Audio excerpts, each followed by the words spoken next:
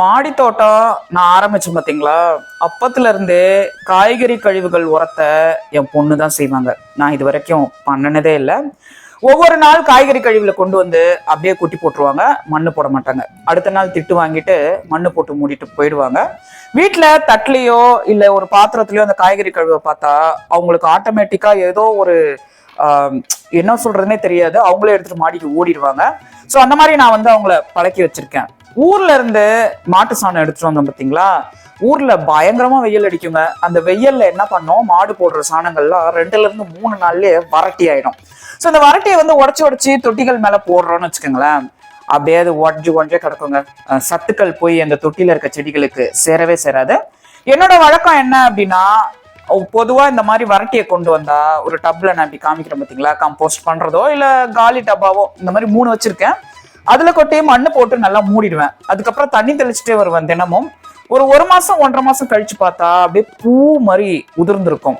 இதை எடுத்து நம்ம தொட்டி செடிகள் இருக்கு பார்த்தீங்களா, பூச்செடிகளோ ஏதோ ஒண்ணு, அதுக்கு மேல போட்டு தண்ணி ஊற்றும் போது அது அப்படியே கரைஞ்சு ஓடும். எந்த ஒரு உரமுமே தண்ணி ஊற்றும் போது கரைஞ்சு மண்ணோட மண்ணானதான் சத்துக்கள் உடனடியா போய் சேரும். நான் இந்த தடவை 2 மூட்டை கொண்டு வந்தேங்க. சரி, இது ஒண்ணு முடிஞ்சு போச்சு. அடுத்த மூட்டையை பிரிச்சு பார்த்தா அது கொஞ்சம் நிறையவே இருந்தது. ஆனா அதுக்கு என்கிட்ட தொட்டி இல்லை. நான் சொன்ன பார்த்தீங்களா, என்கிட்ட 3 இருக்குன்னு. இப்போ இன்னொன்னு வந்து நான் முடிவு பண்ணேன், இதை நல்லா கொட்டிட்டு அந்த நித்திய மல்லி, ஜாதி மல்லி இதெல்லாம் வருஷம் முழுக்க பூக்கும், கனகாம்பரம்லாம் அதுக்கு கொட்டி விட்டுட்டு இந்த சாணத்தை எடுத்து அதுல போட்டுடலாம் அப்படின்னு சொல்லிட்டு நான் முடிவு பண்ணுங்க. இப்ப நீங்க பாக்குறது அதுதான், ஏற்கனவே தயாரான மாட்டு சாணம். எப்போதுமே என் மாடி தோட்டத்துல உரங்கள் தயாராகவே இருக்குங்க, ஏதாவது உரம் தயாராகவே இருக்கும். இப்ப நம்ம கொட்டினதுக்கும் இங்க கொட்டுறதுக்கும் எவ்வளவு வித்தியாசம் இருக்கு பாத்தீங்களா. இதுங்கெல்லாம் பொலன்னு புட்டு மாதிரி கருப்பு கலர்ல செமையா இருக்கு பாருங்க. இது எல்லாத்தையும் எடுத்துட்டு போய் நான் சொன்ன மாதிரி பூச்செடிகளுக்கெல்லாம் வந்து போடணுங்க. தினமும் மாடிக்கு போனா நம்ம தண்ணி ஊத்துறது வழக்கம். பொதுவா ஓஸ்ல ஊத்துவோம், பூவாளியில ஊத்துவோம், நடந்து ஊத்துவோம், ஏதாவது ஒண்ணு செய்வோம். அப்படி தினமும் ஊத்துறதோட சேர்த்து நான் இந்த மாதிரி வேலைகள் செய்யறேன் பார்த்தீங்களா, இந்த மாதிரி நான் செய்யற வேலைகள் வந்து அதிகங்க. இது வந்து நான் ஒரு வீடியோக்காக உங்களுக்கு இந்த மாதிரி காமிக்கிறேன். மற்றபடி தினம் நம்ம மாடி தோட்டத்துல ஏதாவது ஒரு பராமரிப்பு பண்ணாதான் நம்மளுக்கு நல்ல அறுவடை கிடைக்கும். அது காய்கறிகளோ, பூக்களோ, பழங்களோ. இப்போ இதுல இருந்த அந்த மக்கிய மாட்டுச்சாணத்தெல்லாம் நான் கொட்டிட்டேன்.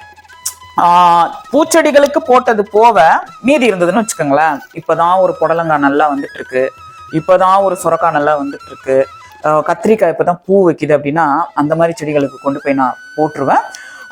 அது உடனே மக்கி உரமா ஆயிடும். இப்போ வந்து நம்ம இதே மாதிரி தினசரி மாடி தோட்டத்துல வேலை செஞ்சு பச்சை கலர்ல புடலங்காய் பாருங்க, இது வந்து வரி புடலை. இது சூப்பரா இருக்குங்க, அப்படியே வெள்ளரிக்காய் மாதிரி இருக்கும். இதை அறுவடை பண்ணுவோம். முதல்ல மே மாசத்துல நான் வச்ச புடலங்காய் எல்லாம் முளைச்சுதுங்க. அந்த மே மாசம் சென்னை மாடி தோட்டத்துல விட்டு நல்ல மழை, கோடை மழைன்னு சொல்லலாம், அதுல நல்லா முளைச்சுது. ஆனா எனக்கு பெண் பூவே வரல.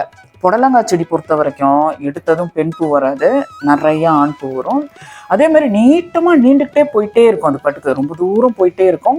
என்னடா காய் வைக்கல, பெண் பூ வரலையான்னு நம்ம பார்த்துட்டே இருப்போம். அப்புறம் பார்த்தா ஏகப்பட்ட பெண் பூக்கள் வரும். அதுவே தன்னால மகரந்த சேர்க்கை நடந்து இப்ப நான் அறுவடை பண்றேன் பார்த்தீங்களா, அந்த மாதிரி எனக்கு பச்சை கலர் புடலங்காய் இன்னமும் மாடி தோட்டத்துல 4-5 வந்துட்டு இருக்கேன். அடுத்ததான் நம்ம பீர்க்கங்காய் விதை இது வரைக்கும் நான் கடையில போய் வாங்கவே இல்லைங்க. நானே விதை விடுவேன், நானே விதை வைப்பேன். டக்குன்னு பக்கத்துல அது முளைக்கும்.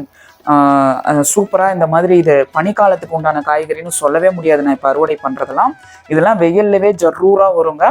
அதுக்கப்புறம் செவந்தம்பட்டி கத்திரிக்காய் அங்கேயும் எங்கேயுமா கொஞ்சம் இருக்கு, அதையும் நம்ம அறுவடை பண்ணிப்போம். இந்த கத்திரிக்காய் செடி பொறுத்த வரைக்கும் மஞ்சள் கலர்ல ஒரு பூச்சிங்க, அது வந்து எல்லா இலையும் சாப்பிட்டு ஒரே சாவடிக்குது. என்னதான் நம்ம உரங்கள் போட்டு எவ்வளவு நோய் எதிர்ப்பு சக்தியோட வளர்த்தாரோம், இந்த கத்திரிக்காய் வளர்த்து கொண்டு வரதெல்லாம் பெரிய பாடா இருக்கு. நான் சொன்ன மாதிரி ஏற்கனவே செஞ்ச வேலைகளோட இது பாருங்க, இதை கட் பண்ணும் போதே கையெல்லாம் போட்டு அரிக்குது.